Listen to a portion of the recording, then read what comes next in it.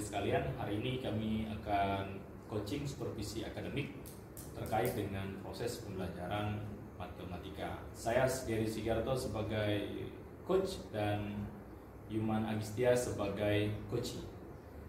Jadi pertemuan kali ini akan kami mulai terkait dengan pembelajaran matematika di kelas. Selamat siang Pak Yuman. Selamat siang Pak.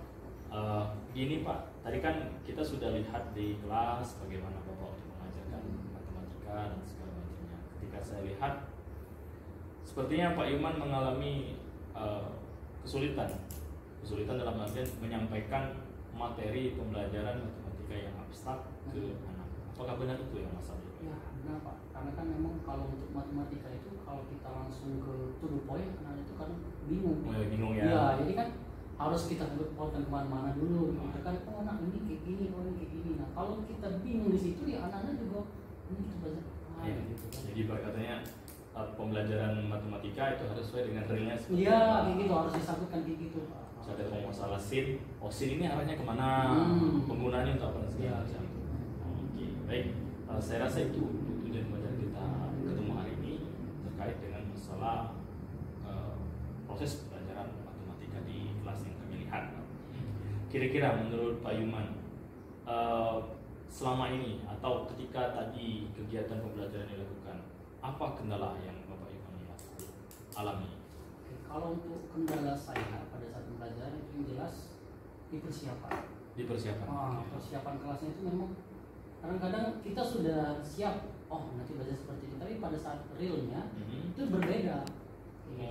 Terus itu juga kadang-kadang kan Pak ya, untuk persiapan itu di teknis juga Pak. Di teknis. Kadang-kadang kita sudah siap masalah PowerPoint, media pembelajaran, gitu kan Pak, alat-alat peraga segala macam. Tapi pada saat realnya anak-anak itu kadang-kadang ngeblank. Nah terus gimana caranya mengatasi itu? Nah itu yang jadi permasalahan itu Pak. Oke. Jadi rata-rata yang dipermasalahan di Pak Yuman itu persiapan. Ya, ada persiapan dari saya sendiri.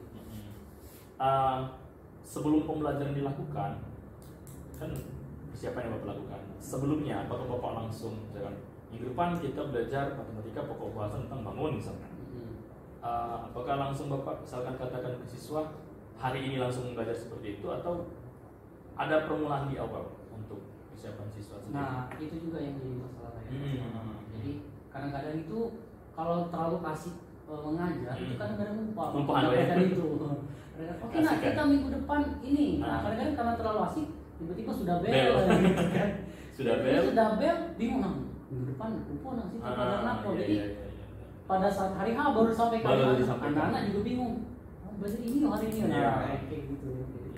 Jadi ibarat katanya mereka juga terkejut kan, hari ini kok kita belajar tentang bangun, kemarin belajar tentang tentang masalah trigonometri, langsung belajar tentang bangun kan, atau kemarin misalnya aljabar, langsung tentang trigonometri kan, kelupaan di situ. Ya benar. Jadi mungkin kasihkan, mungkin berarti manajemen waktu jadi manajemen waktu, kapan materi ini habis, kapan waktunya habis, pembelajaran habis segala macam, mungkin itu yang Bapak harus persiapkan lebih lanjut. Dan juga mungkin ini kami juga sering kan melakukan kegiatan pembelajaran, terutama untuk kita kan hampir sama Pak, kami juga di rumpun IPA di fisika. Sebelum kegiatan pembelajaran berlangsung, biasanya saya kasih tahu bahwa materi besok itu tentang misalkan tentang listrik, jadi siswa sudah siap, atau nanti sudah saya tunggu juga LKPG-nya. Itu mungkin yang sudah kami lakukan. Paling itu treatment terkait dengan kira-kira apa untuk mengatasi, kan biasanya kan kalau tadi kan siswa tadi kan ngeblank. Ini ketika proses pelajaran berlangsung saya menggunakan media saya ini misalkan PowerPoint. Ternyata ketika PowerPoint digunakan siswanya ngeblank. Kira-kira menurut Bapak apa sih kendala dari siswa ngeblank langsung? Bagaimana Bapak membangkitkan supaya mereka tetap nyambung dengan apa yang kita bahas? Itu yang pernah saya lakukan di kelas Pak. Saya pernah lakukan kan, awalnya saya menggunakan media pembelajaran kan, PowerPoint, LCD, proyektor gitu Pak. Nah, memang seperti kata Bapak tadi dikatakan ada siswa itu memang beberapa semangat mengerti gitu kan, tapi beberapa siswa itu kurang tertarik dengan media ini apa sih gitu kan. Nah, jadi ya saya mengatasinya coba yang seperti kita bahas sebelum tadi Pak, kita satukan dulu ke kehidupan sehari-hari ya. Kan dulu kehidupan sehari-hari, setelah selesai siswa itu mulai tertarik lagi dengan pembicaraan, baru kita alihkan lagi ke proyek. Iya. Berarti perbedaan tinggal sekarang di time management itu. Nah, iya. Dan bagaimana untuk kedepannya supaya lebih baik terkait dengan masalah yang Bapak alami tadi. Terus juga kan Bapak sudah mengatakan bahwa Bapak menggunakan alat peraga. Biasanya ini untuk pembelajaran apa Pak alat peraga? Kalau untuk alat peraga ini lebih banyak ke bangun ruang sih Pak. Bangun ruang. Bangun rebus, balok. Kadang-kadang kalau mau menyentuh bentuk bola, ya kadang-kadang saya bawa semangka gitu kan. Jadi kalau sekolah kan langsung dimakan. Setengah bola, oh ini semangka, ini semangka. Jadi anak itu ya katanya kan lebih tertarik. Udah semangka di kelas gitu kan. Dipotong, dimakan ya. Ya kira-kira seperti itu. Jadi itu mungkin salah satu upaya saya supaya anak itu tertarik dengan pembelajaran gitu Pak. Ya. Tapi ya itu tadi Pak yang menjadi kendala saya itu Pak. Tidak masalah itu, tidak semua materi matematika itu tetap bangun. Iya. Tidak semua yang pembelajaran itu bisa dibuat seperti semangka tadi. Kadang-kadang kalau trigonometri, nah saya bingung Pak, apa kira-kira yang harus dibawa? Yang benar-benar menarik perhatian siswa gitu Pak. Apakah bawa apa? Kalau ke segitiga kan, ya segitiga bukan bangun, kan? Segitiga kan cuma bangun datar, bangun kita kan pengen 3 dimensi. Nah kalau bangun datar biasa kan kadang-kadang sesuatu ada yang kurang tertarik. Nah jadi betulnya saya iya, ini, nah itu kadang-kadang kayak gitu. Iya. Oke, berarti tinggal di persiapan ini. Kira-kira Pak Iman, rencana ke depan supaya proses pembelajaran yang Bapak lakukan itu lebih bermakna, lebih pas, dan siswa juga lebih mengerti, apa yang akan Bapak lakukan? Oke, yang pertama tadi yang seperti kata Bapak jelaskan tadi itu kan manajemen waktu ya. Manajemen waktu itu harus pas dari mulai pembukaan, penyampaian materinya, terus juga persiapan saya di kelas itu bagaimana caranya supaya materi itu tersampaikan, siswanya mengerti, siswanya memperhatikan saya di depan, dan waktu yang digunakan juga pas. Jadi masih sempat untuk bahas kilas apa yang kita bahas di depan.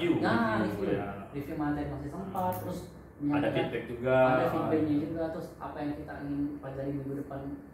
Nah paling di manajemen waktu itu ya Pak, harus benar-benar saya atur betul, yang seperti kata Bapak tadi, biar tidak kacau nanti manajemennya. Karena kan matematika kan salah satu pembelajaran yang saya katakan abstrak ya. Kita kan kesulitan untuk mencari ini realnya seperti apa.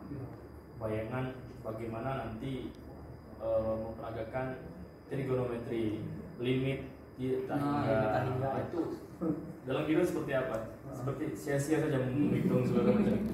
Ujung-ujung dapatnya 0 atau 1. Taiga ya. Itu paling itu tadi Pak, benar kata Bapak tadi, yang pertama persiapan memang harus matang Pak. Ya mungkin malam-malam sudah Bapak siapkan kan, sudah dikasih tahu dengan siswa, atau mungkin sebelum pembelajaran ingatkan lagi bahwa nanti minggu depan kita akan membahas ini dan segala macam. Jadi siswa kan lebih paham lagi. Nah Pak, dari yang sudah Bapak rencanakan dan segala macam, kira-kira komitmen Bapak untuk menjaga ini tetap dalam proses yang sudah Bapak rancang, apa yang akan Bapak lakukan sebagai bentuk komitmen saya untuk pelajaran matematika lebih menarik? Ya jadi yang jelas saya mencoba lagi manajemen waktu, terus juga lebih banyak lagi menggali-gali informasi, lebih belajar lagi. Oh kalau seandainya materi trigonometri ini lebih harus dilakukan, lebih baca-baca lagi, lebih melihat video pembelajaran dari orang-orang lain yang ada di YouTube, misalkan kan, oh seperti ini caranya biar lebih menarik perhatian siswa pada saat trigonometri, dan juga seperti itu kan Pak. Nah itu isi yang pengen saya lakukan, dan juga benar kata Bapak tadi, malam-malam sebelum saya mengajar itu, ya saya lakukan lagi persiapan di rumah, persiapan dulu, cek lagi PPT-nya apa atau tidak, pelajarannya sudah ada, materi yang dibaca lagi, terus juga manajemen waktunya tadi harus dipaskan, reviewnya apa, gimana itu kan yang saya siapkan. Saya harap untuk pelajaran matematikanya ke depan lebih bagus lagi Pak, karena yang sudah kita bahas ya, satu Bapak memang harus menyiapkan manajemen waktunya memang pas, yang kedua memang materinya juga memang harus disiapkan di rumah, alat peraganya juga sudah disiapkan, media juga sudah disiapkan, sehingga siswa ini yang kita pelajari. Terus kegiatan di kehidupan sehari-hari terutama. Oh ternyata ini loh guna belajar ini. Oh, guna kita bangun datar, bangun ruang. Oh ini yang kita pelajari segala macam di kesana. Ya Pak Iman, terima kasih banyak atas partisipasinya. Yang pasti semoga apa yang sudah Bapak rencanakan dan Bapak persiapkan sebagai komitmen ke depan itu terlaksana dengan baik. Proses pelajaran matematika juga berlancar dengan baik. Kita bertemu lagi di kesempatan yang akan datang. Terima kasih banyak atas waktunya Pak. Ya, tetap semangat terkait dengan proses pelajaran matematikanya. Dan akhiri, assalamualaikum warahmatullahi wabarakatuh. Ya, terima kasih rekan-rekan terkait dengan pembelajaran matematika tadi dari Pak Iman sudah kami coaching. Terima kasih. Assalamualaikum warahmatullahi wabarakatuh.